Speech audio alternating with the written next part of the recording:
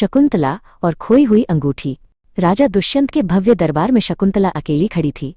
राजा ने उसे पहचानने से साफ मना कर दिया था।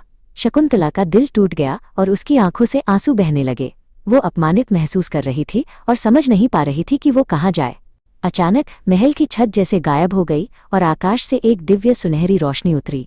शकुंतला की माँ अप्सरा मेनका स्वर्ग से नीचे आईं।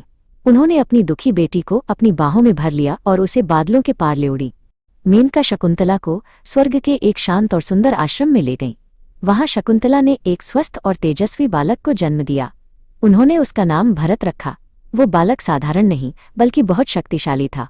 जैसे जैसे भरत बड़ा हुआ उसकी बहादुरी के किस्से चारों ओर फैल गए। वो नन्हे शेरों के साथ खेलता और निडर होकर उनके दांत गिनता था। शकुंतला उसे गर्व से देखती थी, पर कभी कभी उसे राजा दुष्यंत की याद सताती थी। उधर धरती पर राजा दुष्यंत अपने महल में बहुत बेचैन रहते थे। उन्हें ऐसा महसूस होता था जैसे उनके जीवन से कोई बहुत महत्वपूर्ण हिस्सा खो गया है। वे अक्सर उदास होकर खिड़की से बाहर देखते रहते थे। एक दिन नदी के किनारे एक मछुआरे के जाल में एक बहुत बड़ी और सुनहरी मछली फंसी। जब मछुआरे ने घर जाकर मछली को काटा तो उसके पेट के अंदर से एक चमकती हुई शाही अंगूठी निकली।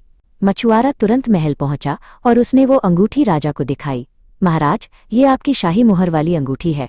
ये मुझे एक मछली के पेट में मिली, उसने सिर झुकाकर कहा।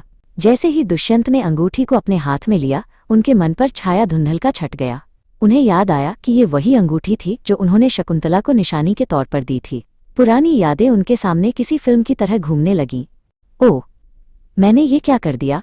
मैंने अपनी प्रिय शकुंतला को पहचानने से मना कर दिया। राजा दुष्यंत फूट फूट कर रोने लगे। उन्हें अपनी गलती पर बहुत पछतावा हो रहा था। वे बस किसी भी तरह शकुंतला से माफी मांगना चाहते थे।